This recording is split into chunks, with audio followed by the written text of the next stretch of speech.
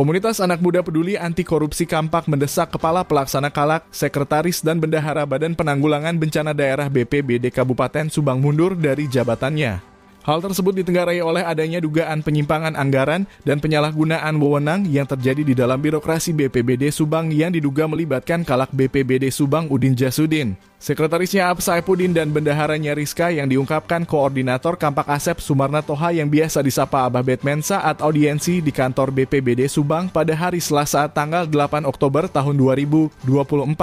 Selain itu, Abah Batman menjelaskan masalah-masalah yang melibatkan Kalak. Sekretaris dan bendahara BPBD tersebut diantaranya 1.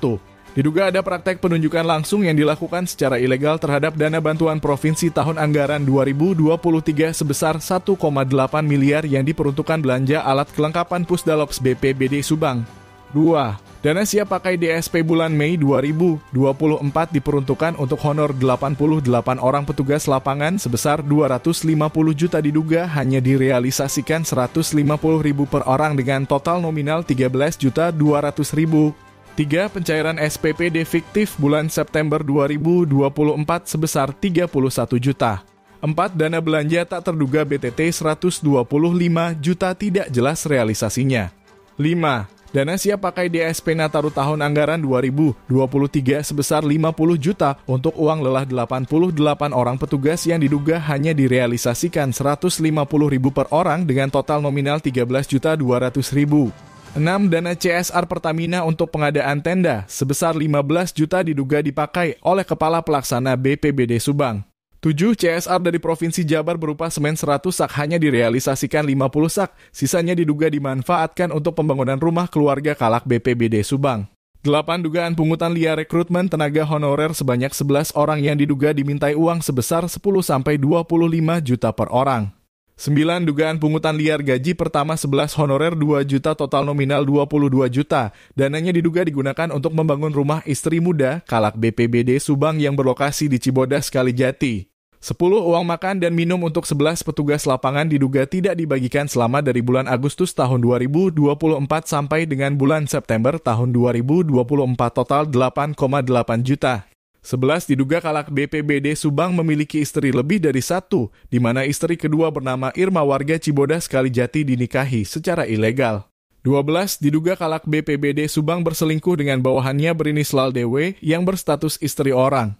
13. Diduga Kalak BPBD Subang kerap menggunakan fasilitas kantor termasuk tenaga bawahannya untuk kepentingan pribadi dan masih banyak lagi kebijakan-kebijakan Kalak BPBD Subang lainnya yang merugikan bawahannya.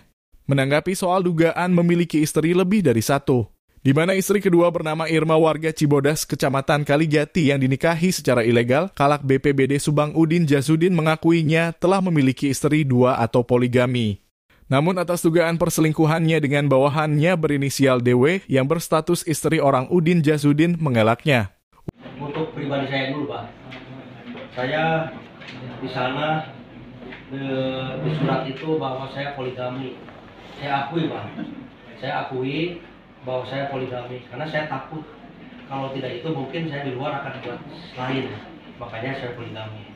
Kemudian juga saya bukan disangka dalam surat tersebut saya ada bermain dengan namanya Dewi. Dewi itu ada 2 di sini, Pak. Dewi yang mana saya tidak tahu. Yang jelas dua-duanya itunya orangnya jauh dengan saya.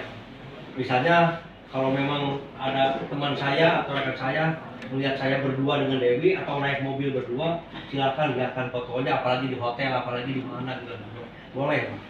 Tapi yang jelas semua kantor kami dilengkapi dengan CCTV kontrol dari Subang Umum untuk lokasi ini. Tapi kalau di luar kan enggak ya, Pak. Misalnya saya ke hotel mana, boleh. Tapi yang jelas saya untuk itu sangat-sangat menyangka itu tidak benar, tidak beralasan sama sekali. Udin Jasudin juga tidak mengakui bahwa dirinya pernah melakukan pungutan liar rekrutmen tenaga honorer sebanyak 11 orang yang diduga dimintai uang sebesar 10-25 juta per orang dan pungutan liar gaji pertama 11 honorer 2 juta total nominal 22 juta yang dananya diduga digunakan untuk membangun rumah istri mudanya di Cibodas, Kecamatan Kalijati, dan dia menyebut bahwa terkait dugaan pungutan liar itu yang lebih paham adalah bawahannya. Sehingga para danru atau komandan regu dan bendaharanya yang hadir dalam audiensi itu langsung diperintahkan untuk menjelaskannya kepada Kampak. Selanjutnya terkait dugaan ada praktek penunjukan langsung yang dilakukan secara ilegal terhadap dana bantuan provinsi tahun anggaran 2023 sebesar 1,8 miliar yang diperuntukkan belanja alat kelengkapan Pusdalops BPBD Subang. Kalak BPBD Subang mengatakan telah dipergunakan sebagaimana mestinya, yakni uangnya dibelikan alat untuk pemantau bencana dari mulai hulu dan belanjanya sesuai dengan spek. Sesuai e-katalog dan mengenai ada kelebihan harga belanja sebesar 2 juta sudah diselesaikan. Sudah ada audit dari IRDA dan BPKP Provinsi Jawa Barat. Pengadaan banke keuangan dari provinsi, Pak. Kami BPBD sangat sekali membutuhkan alat tersebut karena kita bisa memantau bencana dari mulai hulu. Kalau mau banjir itu kelihatan sekarang itu. Nah sekarang sudah cedem misalnya. Air akan membludak, akan kecil di sana. Tinggal klik akan muncul di hulu air. Kita akan disapa dengan BPPS. Kemudian alatnya diantaranya ini, Pak. Di atasnya itu layarnya besar, Pak, 6 meter ke berapa. Jadi kami belanjanya sesuai dengan spek, Pak. Karena belanjanya e-katalog. Takutlah zaman sekarang misalnya tiba-tiba saya harus beli markup atau ngebatin, nggak mungkin sekarang itu karena pengawasannya sangat ketat. Kemudian saya langsung diperiksa oleh IRDA Provinsi karena itu bantuan dari provinsi. Saya ternyata ada kelebihan harga. Kelebihan harga itu hanya sekitar 2 juta lebih. Bupati langsung membuat surat ke kami agar segera diselesaikan. Ini kan kewajibannya pihak ketiga. Ternyata sudah dibayar dari Banprop, sudah rengse, Pak, sudah rengse di Banprop. Mungkin kalau dari yang lain kan punya hak kewenangan masing-masing ya, Pak. Ini Danprop aja. Kemudian juga alat-alatnya sesuai dengan spek, bisa dikontrol, lihat di atas dari mulai pengadaan ini diantaranya waktu itu kan waktu masih ada COVID untuk Zoom meeting, kemudian ada beberapa paket komputer duduk, kemudian ditambah dengan print, kemudian satu paket video dinding yang besar ukuran 6 ke 3 meter. Salah seorang danru BPBD Subang menerangkan untuk pembaretan yang berupa pelatihan selama 2 hari 2 malam ini dilakukan untuk personil yang belum pernah pembaretan dengan inisiasi dari personil sendiri dan biayanya patungan. Karena di kantor tidak ada anggarannya dan uangnya dikumpulkan di bendahara. Sementara bendahara BPBD Subang Rizka mengungkapkan bahwa untuk uang pembaretan satu orang 350.000 dari 11 orang personil. Tapi kegiatan pembaretan itu tidak jadi dilakukan, sehingga uangnya sudah dikembalikan lagi kepada masing-masing personil. Mengenai dugaan pungutan liar gaji pertama 11 orang honorer sebesar 2 juta per orang dan total nominalnya 22 juta, Rizka membantahnya. Semua gaji honorer sudah ditransfer ke masing-masing orangnya dan setelah itu dia tidak tahu apa-apa. Pembaretan sendiri di BPBD itu seakan-akan tradisi ya. Pembaretan tersebut itu berupa pelatihan dan itu inisiasi dari personil sendiri yang belum pernah melakukan pembaretan.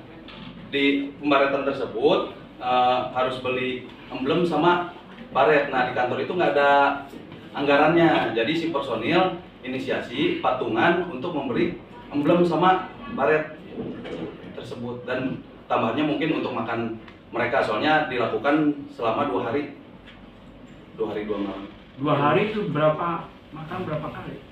2 hari itu satu hari makan 3 kali. 3 kali. Iya, dari berangkat dari sini ke lokasi, terus sudah itu sore hari sama malam hari. Baretnya berapa harga? Nah, untuk baret sendiri uang terkumpul tersebut bukan di Danru ya. Uang terkumpul tersebut tapi ada di bendahara. Saya sendiri belum tahu. Nah, yang kita dapat informasi itu saya tidak tahu itu apa programnya itu, pembaretan apa. Yang jelas yang rekrutmen 11 itu yang pertama berdasarkan pengakuan beberapa orang ke saya ada pungutan 10-15 juta rekrutmennya. Satu, yang kedua ada pungutan gaji. Pertama itu dipungut semua 2 juta. Kali 11 sudah 22 juta. Nah, kalau pembaretan biayanya berapa? Pembaretan sisanya berapa? Kan gitu. Nah, kalau setahu saya untuk pembaretan tersebut itu dipergunakan sama orangnya tersebut, cuman uang tersebut dikumpulkan dulu, nanti dipakai lagi sama mereka belanja berapa yang baret. dikumpulkan? satu orang 350.000 kali 11 dan itu belum terjadi kegiatannya dan dikembalikan kembali kepada orang tersebut. Satu orang 350.000 ya? Ya. Nanti kita uji di aparat penegak hukum ya, pengakuan ibu 350.000, tapi pengakuan teman-teman ke saya 2 juta per orang, sehingga nilainya 22 juta. Kalau ini Yang gaji pertama Bu, yang gaji pertama yang rekrutmen gaji kemarin, pertama ini, yang tambal sulam itu. ya, kalau gaji pertama dari kita di saya bendahara sendiri, saya langsung untuk mentransferkan kepada setiap orang-orang tersebut.